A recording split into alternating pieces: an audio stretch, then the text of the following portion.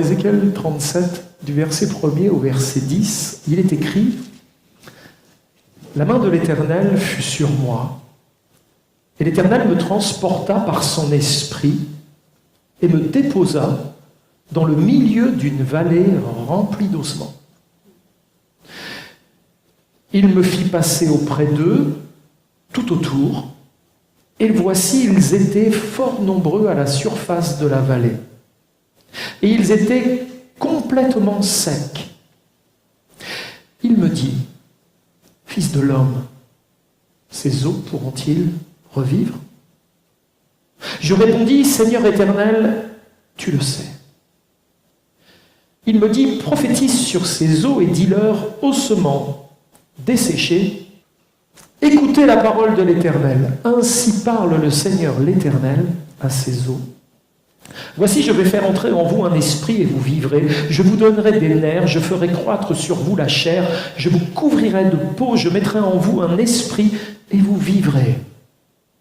Et vous saurez que je suis l'Éternel. » Je prophétisais selon l'ordre que j'avais reçu, et comme je prophétisais, il y eut un bruit, et voici, il se fit un mouvement, et les eaux s'approchèrent les uns des autres.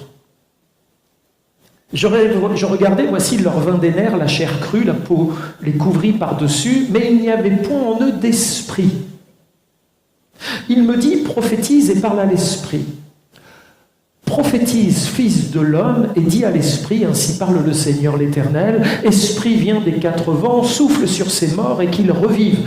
Je prophétisais selon l'ordre qu'il m'avait donné, et l'esprit entra en eux, et ils reprirent vie, et ils se tinrent sur leurs pieds. C'était une armée nombreuse, très nombreuse. Amen. Au sujet de ce passage du livre d'Ézéchiel, Oswald Chambers, je ne sais pas si vous connaissez, il a écrit notamment des méditations à suivre tous les jours, tout pour qu'il règne. Oswald Chambers a écrit « Il est beaucoup plus facile de faire quelque chose que de compter sur Dieu. »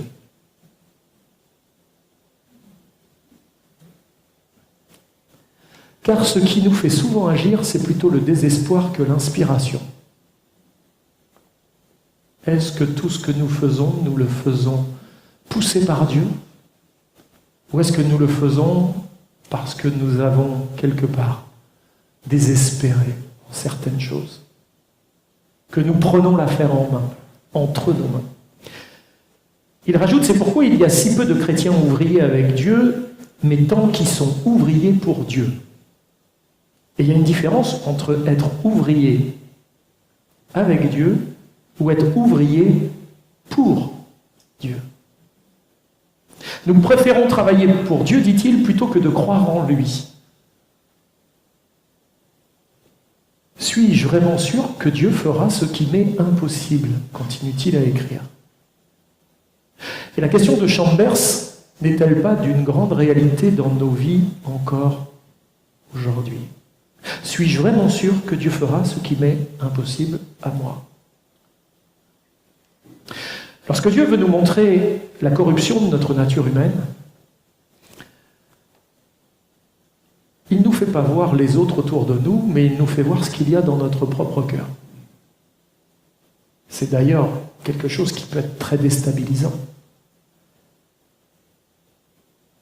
Dans Ézéchiel 37, au verset 12, le Seigneur dit « Voici, j'ouvrirai vos sépulcres. Je vous ferai sortir de vos sépulcres, ô mon peuple, et je vous ramènerai dans le pays d'Israël. »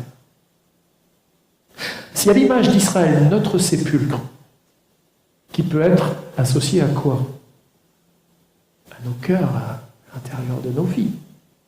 Si à l'image d'Israël, notre sépulcre a été ouvert par Dieu, nous savons qu'en nous, c'est-à-dire dans notre chair, n'habite aucun bien. Et la première étape de la révélation de Dieu en nous, c'est-à-dire dans notre chair, est celle qu'il n'y habite rien de bien. C'est très déconcertant quand même. C'est cette première étape de la grâce divine qui commence par la confrontation de notre propre déchéance et la réalisation du jugement de Dieu qui pèse sur nous. Et cela en raison de nos péchés, de notre nature pécheresse. C'est seulement par la suite que la grâce de Dieu va pouvoir prendre toute sa signification. Il y a évidemment un texte qui s'appliquait à Israël dans le cadre de sa restauration, avec ce que le prophète Ézéchiel va recevoir, mais il y a vraiment quelque chose qui aujourd'hui pour nous doit aussi nous permettre d'appréhender certaines vérités spirituelles qui nous concernent. Transportés dans la vallée.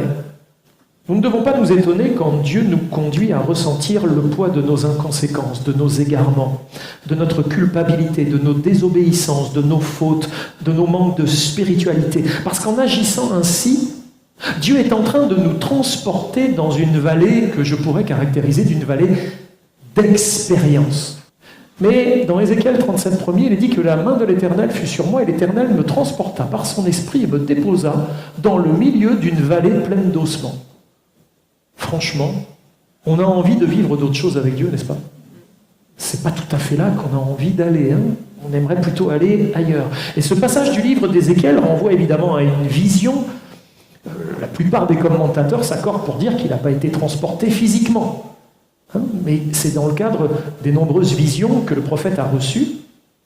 Dieu ne changea pas son prophète de place, mais lui donna ce sentiment intérieur d'avoir été amené dans une vallée remplie d'ossements. Et il y a là de toute évidence des lieux qui sont bien plus agréables et réjouissants. Ézéchiel veut dire « Dieu fortifiera ». Ce nom proclame que Dieu est celui qui rend fort. Chaque chrétien sait combien Dieu peut nous fortifier. Mais on peut se demander en quoi le prophète pouvait être fortifié dans un tel environnement.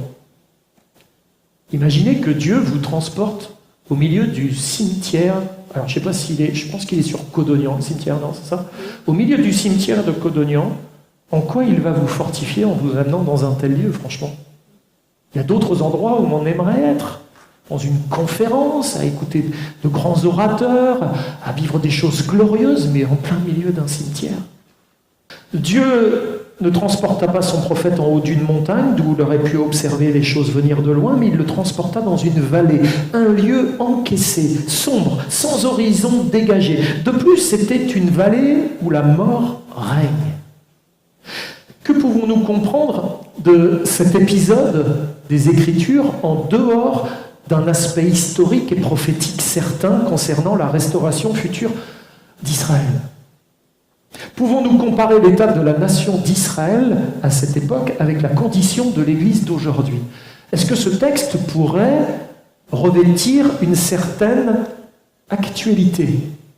Vous savez que la parole de Dieu, elle se chevauche dans les temps et des choses qui ont eu lieu dans le passé peuvent encore aujourd'hui nous concerner de près. Une telle comparaison pourrait facilement nous plonger dans le désespoir, sincèrement. Ces ossements desséchés pourront-ils jamais revivre? Et se poser une telle question n'appelle ni à un faux optimisme, parce que parfois on a des faux optimismes, ni à une sombre désillusion. Pour autant, au stade des constats, il ne faut pas confondre quantité et qualité. Ça, la confusion, elle existe en de nombreux lieux, en de nombreux endroits. Certaines églises regorgent de monde, célèbrent même plusieurs offices chaque dimanche et se réjouissent des multitudes qui s'y rendent. Le test de la vie ne réside pas dans le nombre d'ossements, vous savez, même recouverts de chair qui se trouve dans l'assemblée, mais dans la mesure où la vie de l'Esprit de Dieu circule dans des corps vivants, produisant le fruit de l'Esprit et débordant sur la société qui est autour d'eux. Alors oui, le test de la vie ne réside pas dans le nombre d'ossements, même recouverts de chair, qui se trouvent dans l'assemblée, mais dans la mesure où la vie de l'Esprit circule dans des corps vivants, produisant le fruit de l'Esprit et débordant sur la société qui est autour d'eux. Qu'il y ait peu ou beaucoup d'ossements, ils ont le même besoin et le même remède. La proclamation de la vérité divine dans la puissance de l'Esprit de Dieu et sous le contrôle de sa grâce souveraine peut changer les choses, et moi je veux croire qu'elle le fera. Si ces ossements desséchés peuvent reprendre vie, à combien une église peut être revitalisée? Et là, on devrait tous dire Amen. Amen. Dieu destine toujours son église à devenir sa communauté pilote dans un monde ignorant de sa grâce et indifférent à sa présence. Si l'on resserre le champ de notre réflexion à nos propres personnes, existe-t-il des choses en nous que nous considérons comme mortes? Y a-t-il des choses en moi que je considère comme étant mortes? Et l'espérance de ces choses a-t-elle été érodée face à un constat de sécheresse? Parfois, Dieu nous entraîne dans la vallée pour deux raisons évidentes. La première, c'est qu'on n'irait pas par nous-mêmes. Et donc, si Dieu nous y entraîne, c'est parce que nous, on ne va pas y aller. La deuxième, c'est que c'est le seul endroit où est enseignée la leçon qui nous met en face de notre impuissance, mais pas seulement, mais en face aussi de la toute-puissance de Dieu. Sur la montagne, Dieu nous parle, nous bénit, nous remplit et nous qualifie. Mais c'est lorsqu'il nous place dans la vallée que nous découvrons combien nous sommes enclins à nous occuper de la sphère du possible avec nos propres forces, alors qu'il désire nous attirer dans le domaine de ce qui est impossible pour nous. Certes, notre nature charnelle est habituée à élaborer des stratégies, à déployer ses plans, allant même jusqu'à utiliser certains ingrédients, excusez-moi l'expression, pseudo-spirituels, en espérant obtenir quelques résultats à la hauteur de nos enjeux, de nos défis. Avec Dieu, ne nous étonnons pas de nous retrouver parfois dans la vallée des ossements desséchés. Le but ici n'est pas assurément de dénombrer les os, de commencer à les compter, faire de l'archéologie, quoi. Ou de dresser l'inventaire de nos échecs. Croyons que Dieu a disposé tout le long de notre parcours spirituel certaines vallées par lesquelles nous allons devoir passer. Alors, une question pleine de sens. Alors que le prophète est au centre d'une grande scène de désespoir, Dieu va lui poser une question. Fils de l'homme, ces os pourront-ils revivre? Et l'expression fils de l'homme est là pour qu'Ézéchiel réalise son identité de fils d'Adam, avec toutes les limitations que cela comporte. Hé, fils de l'homme, est-ce que ces os pourront revivre? Aucune puissance dans ce monde ne peut redonner la vie à des ossements. Le mot impossible semble être la seule réponse. Est-il possible que cette région de l'Ouest Camargue, de l'Avonage, peut retrouver la gloire d'antan? L'évidence de nos limites face à nos vallées d'ossements n'a d'autre but que de nous amener à réaliser quoi? Nos limitations, mais on le sait, mais à réaliser la toute-puissance de Dieu. Ça, par contre, on a encore besoin de la confronter, de l'apprendre. Alors, que faut-il répondre à la question, ces os pourront-ils revivre? Parce que Ézéchiel répondit, Seigneur éternel, tu le sais. Nous devons avouer que nous n'aimons pas quand Dieu nous questionne sur la profondeur de notre foi ou de notre amour. Car en agissant ainsi, il révèle la superficialité de notre spiritualité. Rappelons-nous ce passage de l'évangile de Jean 21, 17, où Jésus interpella Pierre. Simon, fils de Jonas, m'aimes-tu? Pierre fut attristé de ce qu'il lui avait dit pour la 3e fois, m'aimes-tu? Et il répondit, il répond un peu comme Ézéchiel, Seigneur, tu sais toutes choses. Tu sais, toi. Tu sais que je t'aime. Parfois, Dieu nous pose des questions alors qu'il sait déjà. C'est pas parce qu'il a besoin d'avoir notre réponse pour connaître, mais c'est pour que nous puissions réaliser là où nous en sommes. La puissance de résurrection n'est pas venue dans ce monde pour blanchir des sépulcres, mais pour nous communiquer la vraie vie. On pourrait se contenter, vous savez, comme à l'époque biblique, de badigeonner les sépulcres en blanc et puis leur donner un beau look. On peut venir à l'église et essayer de badigeonner nos sépulcres, essayer d'avoir l'air. d'être les mieux possibles. Mais si à l'intérieur c'est toute espèce d'ossement de mort, ça ne sert à rien en réalité. D'ailleurs, Jésus disait aux pharisiens, vous êtes comme des sépulcres blanchis. Vous occupez des apparences, mais vous négligez le fond. Vous négligez ce qui est dans vos cœurs. Et nous, ce matin, on s'en fiche, excusez-moi l'expression, de l'apparence qu'on peut avoir. Ce qui est important, c'est ce qui est là dans nos cœurs ce matin. Et c'est ce que Dieu sonde. Et c'est ce devant quoi il désire que nous soyons. Pensons à tout ce qui est mort dans notre vallée d'ossements. Et si Dieu nous pose cette question, ces os pourront-ils revivre? C'est pour que nous confessions nos manques. Et que nous lui demandions peut-être pardon pour toutes les choses que nous avons essayé d'entreprendre sans lui. Est-ce difficile de regarder l'état de notre cœur et de répondre à la question de Dieu? Soyons sincères. Si nous devions ouvrir nos sépulcres, nos cœurs ce matin,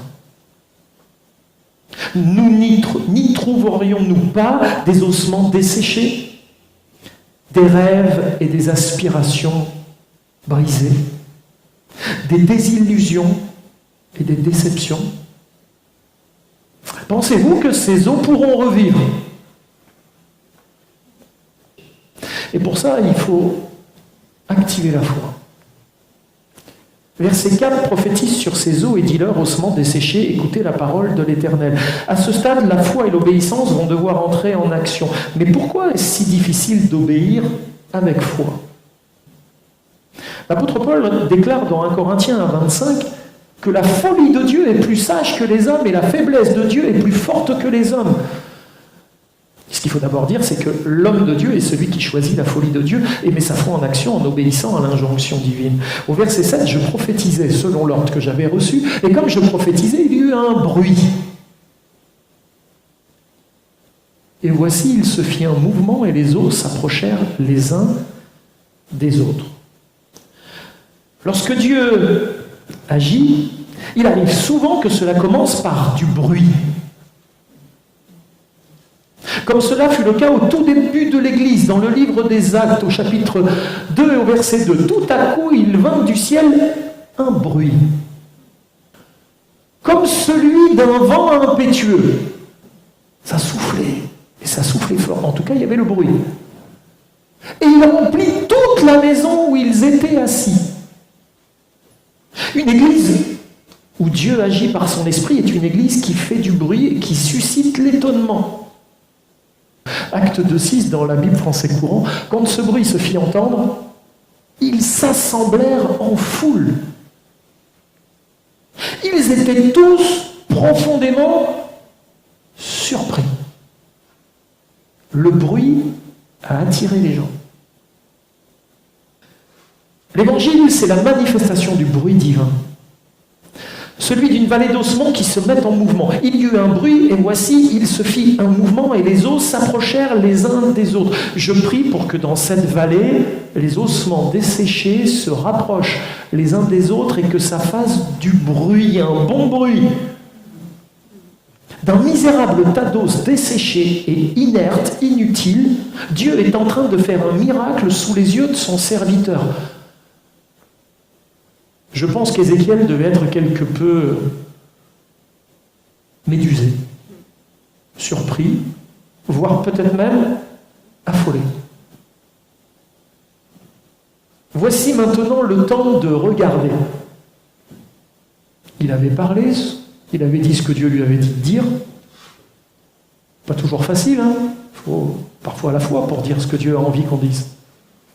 Et après, qu'est-ce qu'il fait? Il commence à prendre les os, essayer de retrouver l'humérus, le radius et le cubitus, et essayer de les remettre les uns à côté des autres, remettre chaque os à sa place, etc. Non, il ne s'amuse pas à ça. Il est en train de regarder Dieu faire. Au verset 8, Ézéchiel déclare « Je regardais. Je regardais. » Le prophète avait toutes les raisons d'être déconcerté, découragé par l'état de sa nation, par le péché et la confusion qui régnait au milieu d'elle. Et malgré tout cela, il prêcha la repentance. essayant de ramener à Dieu sa nation. Ézéchiel 18, 30 à 32, c'est pourquoi je vous jugerai chacun selon ses voies. Maison d'Israël, dit le Seigneur l'Éternel, revenez et détournez-vous de toutes vos transgressions, afin que l'iniquité ne cause pas votre ruine. Rejetez loin de vous toutes les transgressions par lesquelles vous avez péché. Faites-vous un cœur nouveau et un esprit nouveau. Pourquoi mourriez-vous, maison d'Israël? Car je ne désire pas la mort de celui qui meurt, dit le Seigneur l'Éternel. Convertissez-vous et vivez. Un appel vibrant à la repentance. Ézéchiel prêchait à des hommes et des femmes qui étaient morts spirituellement. Au point que Dieu dit dans Ézéchiel 33, au verset 22, et il parle à son prophète. Tu veux savoir comment les gens te voient, Ézéchiel? Ben voilà, tu es pour eux comme un chanteur agréable, possédant une belle voix et habile dans la musique. Voilà comment était considéré Ézéchiel vis-à-vis du peuple. Le peuple était mort. Et les paroles du prophète n'entraient pas. Pourtant, ce que disait Ézéchiel était censé, n'est-ce pas? Convertissez-vous, abandonnez vos transgressions, revenez à Dieu de tout votre cœur. S'ils ne sont pas poussés par le Saint-Esprit, les plus beaux des messages, ayant pour objectif de conduire à la repentance, ne donneront jamais la vie et ne transformeront aucune vallée de mort en vallée de vie. On peut avoir la doctrine la mieux construite, avoir des paroles super bibliques, avancer vraiment tout l'arsenal théologique, mais si l'Esprit Saint ne fait rien avec tout ça dans la vie des gens, on a perdu notre temps.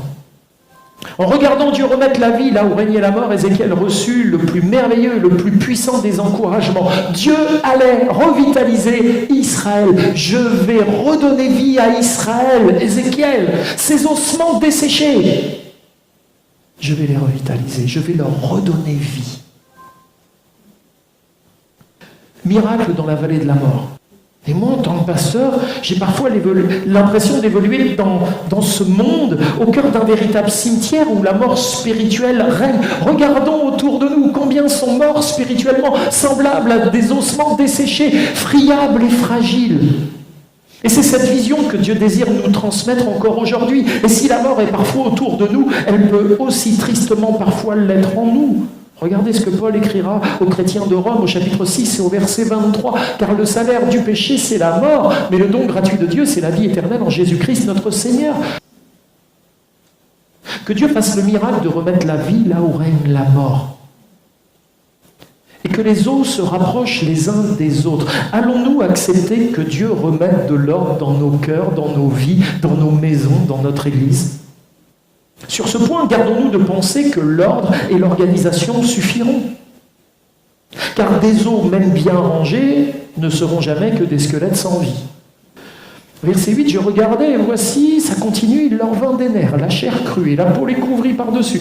Mais il n'y avait pas d'esprit en eux. Il n'est maintenant plus question d'une vallée d'ossements, mais d'une vallée de cadavres. Ainsi, assemblés, ces cadavres pouvaient-ils être d'une quelconque utilité pour Dieu? Non, pas encore, car il n'y avait point en eux d'esprit.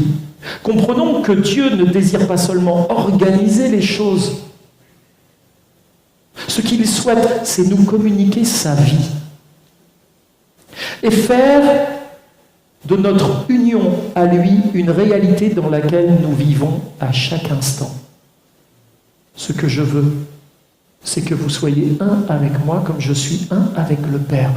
Je veux que vous viviez dans cette union à moi, dit Christ, et de tout ce qui en découle. Si vous êtes unis à moi, ma vie passera en vous. Comme le sarment est attaché au cep et bénéficie de sa sève, sans moi, vous ne pouvez rien faire. Réalisez que vous êtes unis à moi et que c'est ma vie qui doit passer en vous. Alors pour conclure, un point à ne pas oublier, verset 9, il me dit « Prophétise et parle à l'Esprit. Prophétise, fils de l'homme, et dis à l'Esprit. Ainsi parle le Seigneur l'Éternel. Esprit, viens des quatre vents, souffle sur ces morts et qu'ils revivent. » Verset 10, je prophétisais selon l'ordre qu'il m'avait donné. Et l'Esprit entra en eux, et ils reprirent vie. Et ils se tinrent sur leurs pieds. C'était une armée nombreuse, très nombreuse. Il y a ici l'image d'une revitalisation qui a abouti. N'est-ce pas? Tout était mort. Dieu a rassemblé, Dieu a équipé, Dieu a mis la vie et une armée est debout. Là où régnait la mort, maintenant règne la vie. La revitalisation est aboutie. Et en nous inspirant de la revitalisation promise à Israël, plusieurs points importants sont à considérer aujourd'hui. Ézéchiel 37, 21 à 23, il est écrit « Et tu leur diras, ainsi parle l'Éternel, promesse de restauration, voici, je prendrai les enfants d'Israël du milieu des nations où ils sont allés, tous ces eaux dispersées, je les rassemblerai de toutes parts, je les ramènerai dans leur pays. » On arrive à une promesse d'unification.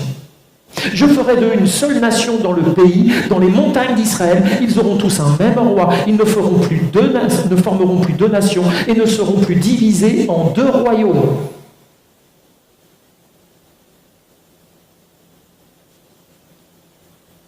Arrive aussi la promesse de purification. Ils ne se souilleront plus par leurs idoles, par leurs abominations et par toutes leurs transgressions. Je les retirerai de tous les lieux qu'ils ont habités et où ils ont péché. Je les purifierai. Ils seront mon peuple et je serai leur Dieu. Je vais donc les restaurer, les unifier. Je vais les purifier. Et il y a là 3 étapes importantes quand Dieu entreprend une œuvre de revitalisation, une œuvre où il va remettre la vie là où la mort semble aujourd'hui régner. Ma prière, c'est que Dieu souffle sur nos vies déjà, sur nos cœurs brisés, sur nos rêves anéantis, sur nos projets sans suite, nos souffrances incomprises et toutes nos déceptions. Parce que même dans l'Église, des déceptions, on peut en avoir. Seigneur, souffle sur nos couples, souffle sur nos enfants et sur ceux qui nous entourent dans Codognan, dans Vergès et toutes les environs. Et comprenons qu'en termes de souffle de Dieu, il est question du Roua. Vous savez, ce fameux Roua qui était à la création et qui est le seul capable d'œuvrer à la revitalisation. Mais Seigneur, tu es capable de remettre la vie là où règne la mort. Alors Esprit, comme au commencement, tu as réuni des choses, tu les as rassemblées, tu as pris de l'argile, tu l'as pétrie et tu as soufflé la vie. Et il devint une âme vivante. Alors Seigneur, remets la vie là où est la mort.